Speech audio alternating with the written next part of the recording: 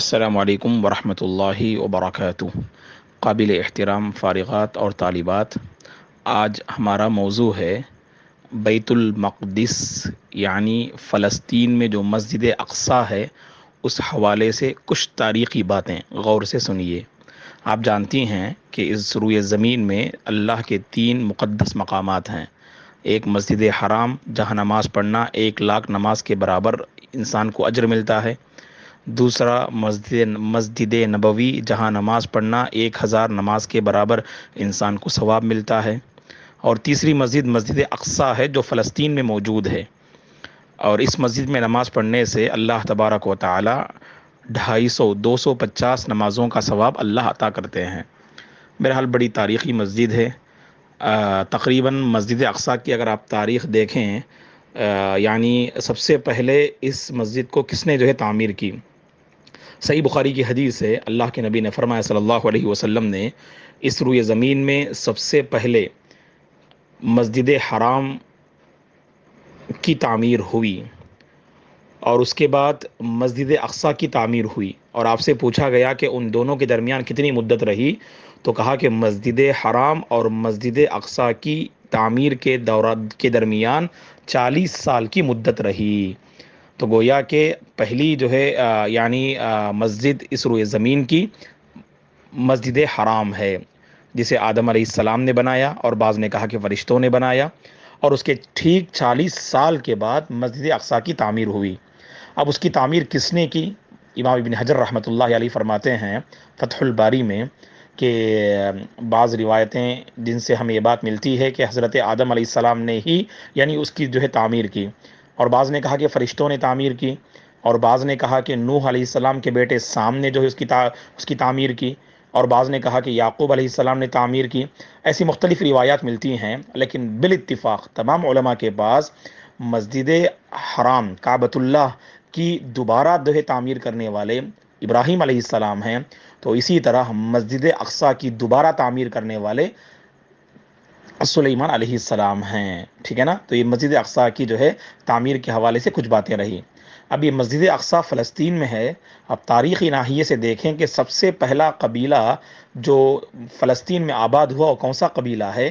عیسیٰ علیہ السلام پیدا ہونے سے 4,000 سال پہلے قبیلہ کنعان وہاں آباد تھا۔ کنعان نامی قبیلہ، اور کنعان میں رہنے والے کو کنعانی کہتے ہیں، تو وہ کنعانی حضرات وہاں آباد ہوئے۔ سب سے پہلا قبیلہ تھا جو سرزمین فلسطین میں آباد ہوا۔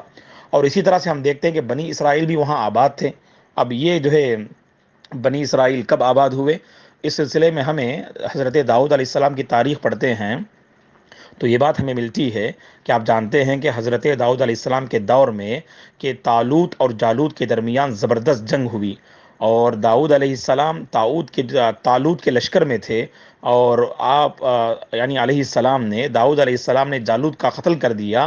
تو اس کے بعد حضرت داؤد علیہ السلام اور طالوت کا لشکر جو بنی اسرائیل بھی ان میں شامل تھے، تو وہ فلسطین یعنی فلسطین پہنچے۔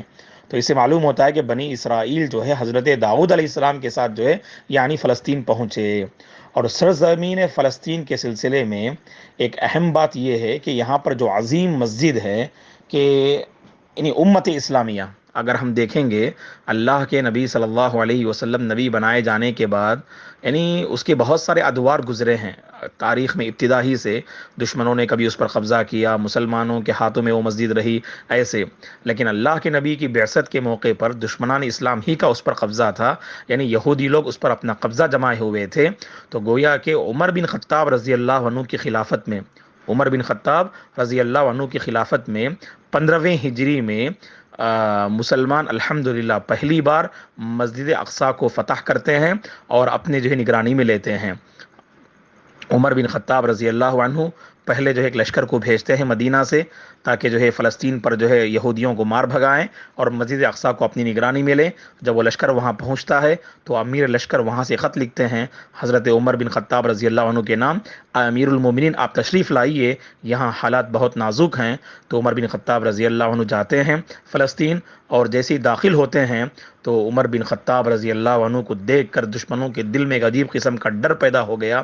تو اس موقع پر عمر بن خطاب رضی اللہ عنہ نے ایک بڑا تاریخی جملہ کہا عمر بن خطاب رضی اللہ عنہ نے، نحن قوم اعزنا اللہ بالاسلام فمہما ابتغیتم العزت بغیرہ اذلکم اللہ.